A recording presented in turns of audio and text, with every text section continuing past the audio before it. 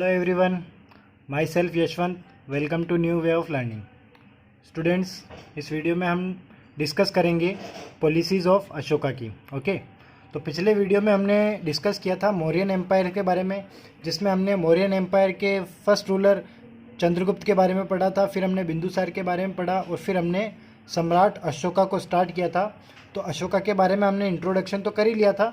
आज हम डिस्कस कर रहे हैं पॉलिसीज़ ऑफ अशोका की, कि अशोक जो है, सम्राट अशोक जो है, उन्होंने कौन कौन सी पॉलिसीज़ चलाई। तो स्टार्ट करते हैं धम्म पॉलिसी से। ठीक है, ये जो धम्म वर्ड है ये रिलेट करता है धर्म से। ओके, तो धम्म पॉलिसी की हम बात करते हैं। Ashoka established ideals for the moral development of mankind called Dhamma, यानी अशोका ने जन कल्याण के लिए कुछ आइडियल्स बनाए। ठीक है, लोगों के हित के लिए, लोगों के कल्याण के लिए कुछ आइडियल्स तैयार किए। उन आइडियल्स को ही क्या कहा गया? धम्म कहा गया। ठीक है, अब बात करते हैं डेफिनेशन ऑफ धम्म की, यानी ये जो धम्म पॉलिसी है, इस धम्म वर्ड की डेफिनेशन आपको कहाँ से देखने को मिलेगी? तो ये डेफिनेशन आपको देखने को मिलेगी 2nd and 7th rock edict में। ओके, तो धम्म की जो डेफिनेशन है वो आपको कहाँ देखने को मिलेगी? 2nd और 7th रॉक एडिक्ट में। और वो डेफिनेशन क्या है जो भी देख लीजिए। Shunning all the evil action, welfare of the entire world, compensation, charity, truth, purify of action is Dhamma. यानी कि सबसे पहले स्टार्टिंग करते धम्म क्या है। तो धम्म अशोका के द्वारा एस्टैब्लिश की गई एक पॉलिसी है, जिसमें उसने लोगों के कल्याण के लिए कुछ आइडियल्स तैयार किए। इसकी डेफिनेशन हमको मिलती है 2nd और 7th रॉक एडिक्ट में। और वो क्या है? तो जितने भी इविल एक्शंस है, जितने भी बुरे काम हैं, उनको ख़त्म कर दो, उनका नष्ट कर दो। इसके अलावा हमें क्या करना चाहिए? फिर हमें करना चाहिए कि पूरे विश्व के कल्याण के लिए जो कार्य होते हैं वो करने चाहिए। दया, दान, सत्य और अपने कर्मों में सुधार लाना चाहिए। और ये ही क्या कहलाता है? यही सब कुछ धम्म कहलाता है। ठीक है, यानी अच्छे कर्म करो, पुण्य करो, दान करो, लोगों के प्रति दया रखो, जीव हत्या ना करो। ये सारी चीज़ें क्या कहलाती है? धम्म कहलाती है। ओके, नेक्स्ट हम बात करते हैं बाबरू रॉक एडिक्ट की। बाबरू रॉक एडिक्ट जो है उसके अनुसार, बाबरू रॉक एडिक्ट के अनुसार अशोका ने जो है बुद्ध के त्रिरत्नों में अपना विश्वास दिखाया।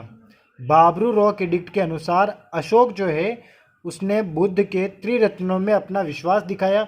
और वो बौद्ध त्रिरत्न क्या है? वो बौद्ध त्रिरत्न है बुद्ध, धम्म और संघ। बुद्ध मतलब बौद्ध धर्म हो गया, धम्म मतलब ये धम्म पॉलिसी हो गई, संघ मतलब हो गया यूनिटी। ओके, चलिए next, in minor rock edict of Sanchi and Sarnath. Sanchi और सारनाथ के जो माइनर रॉक एडिक्ट है, सांची और सारनाथ के जो माइनर रॉक एडिक्ट हैं, उसमें अशोका ने कुछ ऑर्डर दिया, अशोका ने एक आदेश दिया है। और वह आदेश क्या है? बॉयकॉट सच भिक्षुज वु ट्राइड टू डिसयूनिट द काउंसिल। यानी कि उस रॉक एडिक्ट में, सांची और सारनाथ के रॉक एडिक्ट में अशोका यह आदेश देता है कि उन भिक्षुओं को बाइकॉट करो, यानी उन भिक्षुओं की अवहेलना करो, उन्हें नज़रअंदाज करना है, जो कि क्या करते हैं? जो कि ट्राइड करते हैं डिसयूनिट द काउंसिल, यानी लोगों में फूट डालने का काम करते हैं। ठीक है, यूनिटी को तोड़ने का जो काम करते हैं, उन भिक्षुओं को क्या करना है? बॉयकॉट करना है, उनका विरोध करना है। ठीक है, in first edict of Ashoka, first addict में अशोका ने क्या आदेश दिया? फर्स्ट एडिक्ट में अशोका ने आदेश दिया कि no animal should be killed for any yajna, यानी कि किसी भी जानवर की, किसी भी जीव की हत्या नहीं की जाएगी किसी भी प्रकार के यज्ञ में। कोई भी यज्ञ हो उसमें किसी भी प्रकार के जीव की हत्या नहीं की जाएगी, ऐसा आदेश अशोका ने दिया अपने फर्स्ट एडिक्ट में। ओके, तो ये तो है हमारी फर्स्ट पॉलिसी। अब हम बात करते हैं अशोका की 2nd पॉलिसी की, धम्म यात्रा। धम्म यात्रा मतलब धर्म की यात्रा, यानी रिलीजियस ट्रैवल। ओके, धम्म यात्रा यानी रिलीजियस ट्रैवल। तो देखो, अशोका के शासन से पहले अशोका यानी सम्राट अशोका के शासनकाल से पहले जो राजा महाराजा होते थे वो विहार यात्रा करते थे। सम्राट अशोका के शासनकाल से पहले जितने भी राजा महाराजा होते थे वो विहार यात्रा करते थे। और विहार यात्रा का मतलब होता है फॉरेस्ट ट्रैवल्स। अब फॉरेस्ट ट्रैवल्स यानी जंगलों में जाते थे। अब जंगलों में जाकर वहाँ क्या करेंगे, तो जानवरों का शिकार ही करते थे। तो अशोका ने क्या किया, इस विहार यात्रा को तो किया बंद, और विहार यात्रा को बंद करके क्या चला दी, धम्म यात्रा चला दी। ठीक है, यानी रिलीजियस ट्रैवल्स। अब रिलीजियस ट्रैवल चला दी। इस ट्रैवल में होता क्या था, in which travels were made for Buddhist place, यानी इन यात्राओं में क्या होता था कि इन यात्राओं में कहाँ जाया जाता था, इन यात्राओं में जाया जाता था बुद्धिस्ट प्लेस पर, यानी बौद्ध धर्म के जो स्थान है, बौद्ध धर्म के जो तीर्थ स्थान है वहाँ पर जाया जाता था।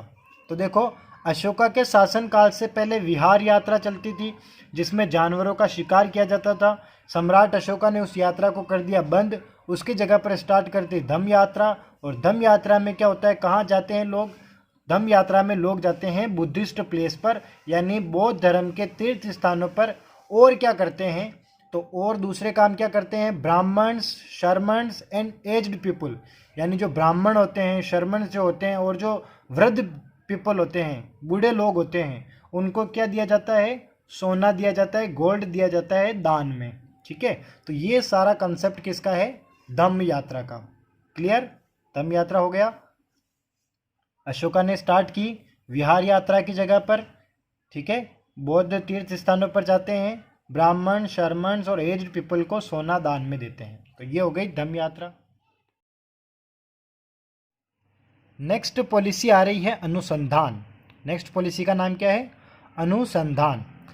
ड्यूरिंग अशोकाज रेन, यानी अशोका के शासनकाल में, अशोका के शासनकाल में क्या होता था, state employees were sent on travel for propagation of religion every 5th year which was called अनुसंधान।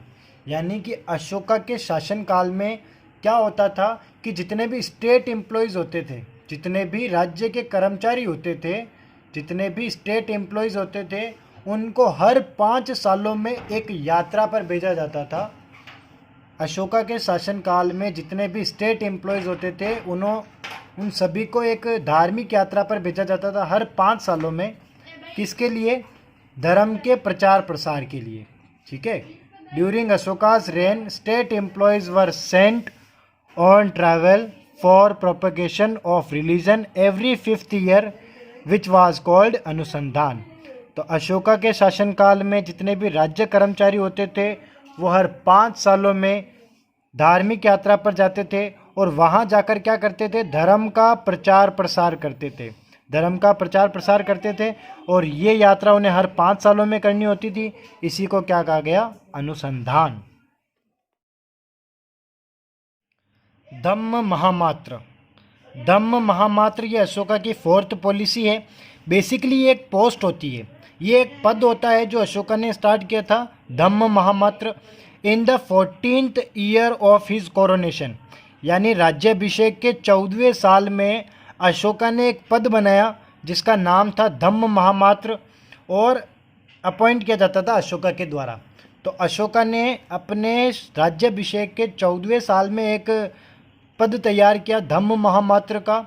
और इस पद पर जो भी आसीन होता था या इस पद पर जो भी लोग बैठते थे उनका काम क्या होता था, उनकी रेस्पॉन्सिबिलिटी क्या होती थी, whose responsibility to propagate religion among people, inspire them for public welfare and charity etc. यानी कि धम्म महामात्र के पद पर जो भी लोग आसीन होते थे उनका ये रेस्पॉन्सिबिलिटी होती थी, उनकी यह दायित्व होता था कि वो धर्म का, लोगों के बीच धर्म का प्रचार प्रसार करे, लोगों के बीच धर्म का प्रचार प्रसार करे और उन्हें इंस्पायर करे, उन्हें प्रेरित करे। किसके लिए, पब्लिक वेलफेयर यानी जन कल्याण के लिए, और चैरिटी दान धर्म के लिए। ओके, तो ये है धम्म महामात्र, अशोका की 4th पॉलिसी। तो स्टार्ट करते हैं हम आज का हमारा लास्ट टॉपिक जिसका नाम है रॉक एडिक्ट्स। ओके, तो अशोका ने रॉक एडिक्ट्स के माध्यम से अपनी जनता को एड्रेस किया, अपनी जनता को संबोधन किया। यानी कि सम्राट अशोक को अगर कोई आदेश देना होता था तो वो क्या करता था, एडिक्ट्स के माध्यम से, अभिलेखों के माध्यम से जनता को उन सब के बारे में बताता था, या उन सब को संबोधन, यानी जनता को कोई आदेश भी देना हो, सम्राट अशोक को कोई आदेश देना हो तो वो एडिक्ट्स पर एडिक्ट्स बनवा देता था। इससे जनता को सम्राट अशोक के आदेशों के बारे में पता लग जाता था। तो अशोका जो है, सम्राट Ashoka, imperial Ashoka was the first Indian ruler to address his subjects through edicts, यानी सम्राट अशोक भारत के पहले शासक थे जिन्होंने अपने आप को संबोधन करने के लिए एडिक्ट्स की हेल्प ली। ओके, गॉट इंस्पिरेशन फ्रॉम, अब ऐसा करने की इंस्पिरेशन उसे कहाँ से मिली? ऐसा करने की इंस्पिरेशन उसे मिलती है दारा फर्स्ट। किससे? दारा फर्स्ट से। और दारा फर्स्ट कौन है? रूलर ऑफ ईरान, ईरान का एक शासक है दारा फर्स्ट। उसी से इंस्पायर होकर अशोका क्या करता है? अपनी बातों को एडिक्ट्स के माध्यम से लोगों तक पहुंचाता है। Most of edicts are in Brahmi script, यानी अशोका के जो अधिकतर स्क्रिप्ट हैं, अशोका के जो अधिकतर एडिक्ट्स हैं, अशोका के जो अधिकतर एडिक्ट्स हैं वो कौन सी लैंग्वेज, कौन सी स्क्रिप्ट में है? ब्राह्मी स्क्रिप्ट में।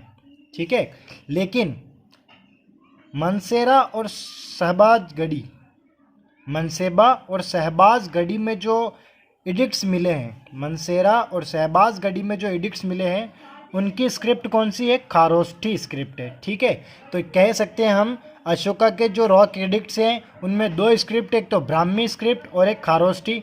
अधिकतर तो ब्राह्मी में लिखे हुए हैं, लेकिन मनसेरा और शहबाजगढ़ी में जो एडिक्ट्स मिले हैं उनकी स्क्रिप्ट कौन सी है? खारोष्ठी स्क्रिप्ट, मतलब लिखने की स्टाइल, लिपि।